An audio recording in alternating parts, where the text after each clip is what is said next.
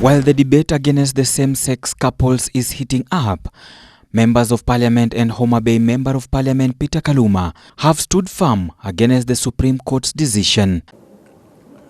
Homosexuality, which is in simple language sodomy, contradicts the values stated above. It goes against our culture and norms. It is destructive to the mind and the body. It is a foreign imposition that can be termed as neocolonialism. So we want to deal in our bill with those people who are promoting, with those people who are aiding and abetting, the people running those sacred places for such purposes. We want even to sanction law enforcement agencies. Because you can ask yourself, if the police are not acting, what remedy are Kenyans left with?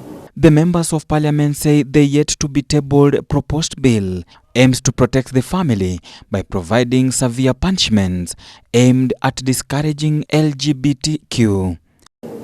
And remember, imagine even if you are a child, the Supreme Court rightly says these things are criminal acts in Kenya, they're not just sins. But then the Supreme Court goes ahead and says that the association of these criminals still has to be registered. What are you talking about? What a contradiction. It's like telling convicts, murder convicts, you can register murderers association. What will stop terrorists from approaching the NGO's board to say we also want to be registered? It will stop rapists from saying we can now be registered. We are going back to that Supreme Court, and I'm encouraged by the position taken by the churches. The Bible says in Leviticus 18:22, do not practice homosexuality, having sex with other man as with a woman. It is detestable sin. It continues to say in Leviticus 20, verse 13, if a man practices homosexuality, having sex with another man as with a woman, both men have committed detestable act.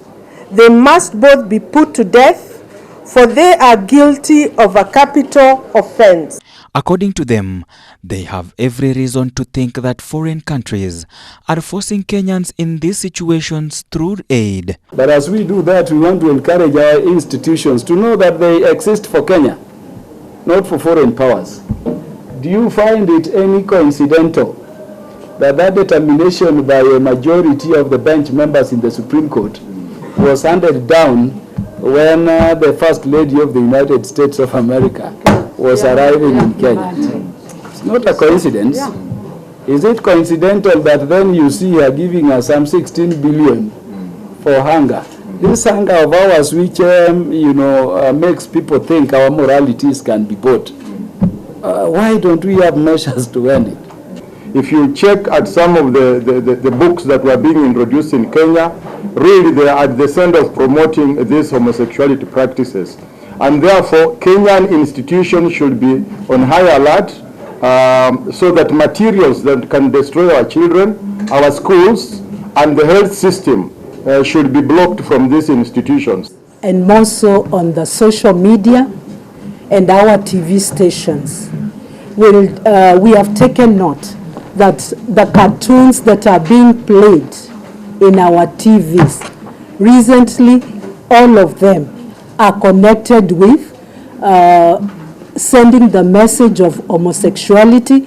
It is okay for parents to be of one gender, and they adapt. This we have noticed a lot. According to Mr. Kaluma, he has termed this as a Kenyan war against Sodom and Gomorrah. I was a short while back in a foreign country, and you can imagine being approached by a fellow man asking me to go out and mess with him, sleep with him. And the guy has the audacity to tell me I look nicely round. What a level of perversion.